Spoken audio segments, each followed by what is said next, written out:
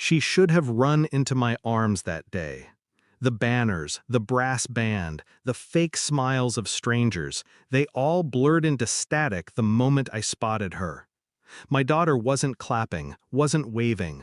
She was crouched behind the bleachers like a stray animal. Her head was shaved in uneven patches. A raw red line dug into her neck, and then I saw it. A dog shock collar. She didn't even lift her eyes fully, just whispered, fragile and terrified, "Daddy, Mommy's boyfriend made me call him father," or "he pressed the button. Mommy said you're a coward, a weak soldier." My chest locked tight. And then she flinched. A jolt ran through her body. He'd pressed it. Somewhere, hidden in the crowd, her tormentor smiled. I stood frozen, my uniform weighing 1,000 pounds. Everyone cheered, blind to the crime unfolding in the shadows. Nobody does that to my child and faces no consequences. Nobody. The celebration blurred. Hugs, cameras, empty congratulations. My wife's lips brushed my cheek like ice. Her perfume was foreign, too sweet, too heavy. Her hand lingered on another man's shoulder. He laughed too comfortably in my home. His teeth too white. His presence too familiar.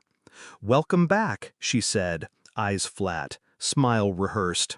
"Things have changed." Changed. The word clung to me like smoke.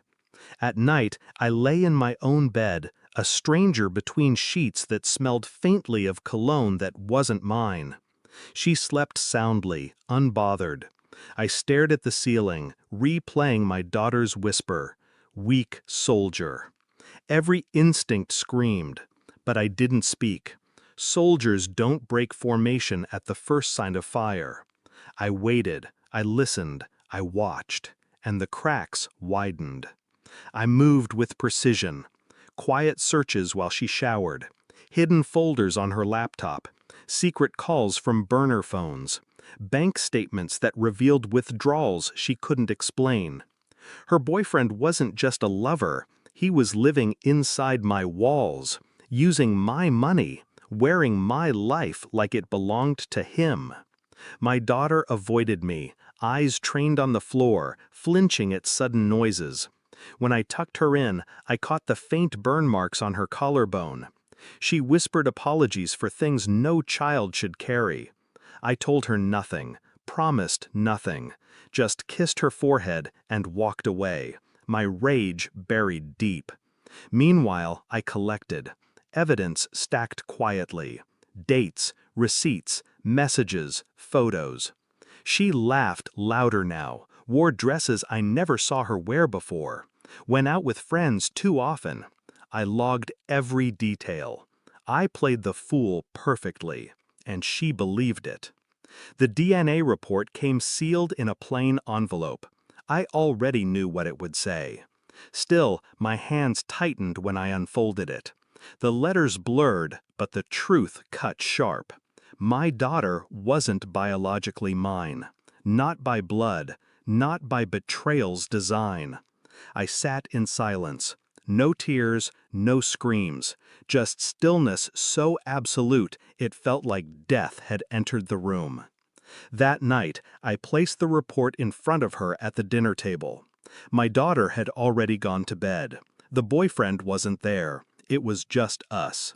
She glanced down, her face draining of color.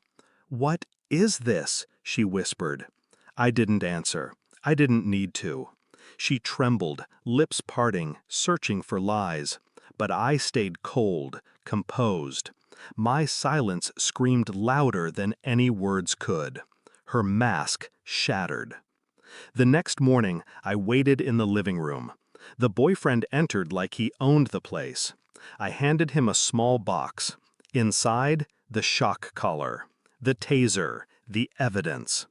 Every scar he left on my daughter, wrapped neatly in his own guilt. He looked at me, joked nervously, but his eyes betrayed him, fear blooming in the hollow spaces. "You like being called father?" I asked quietly. He froze. "She'll never call you that again."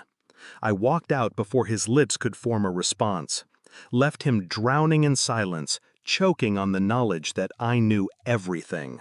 And her? She stood at the top of the stairs, pale, broken, realizing the walls of her lies were collapsing. I didn't touch her, didn't curse her. My absence would carve deeper than any blow. I packed lightly, my daughter's photograph in uniform frame, a small notebook, nothing else. She didn't try to stop me. Neither of them did. They stood in the wreckage of their own making, while I closed the door behind me. On the porch, the night air was sharp, almost clean. My boots hit the pavement in steady rhythm, each step a severing. I'd given her loyalty, sacrifice, years of my life. She gave me betrayal dressed as family. But I wasn't broken. I was awake.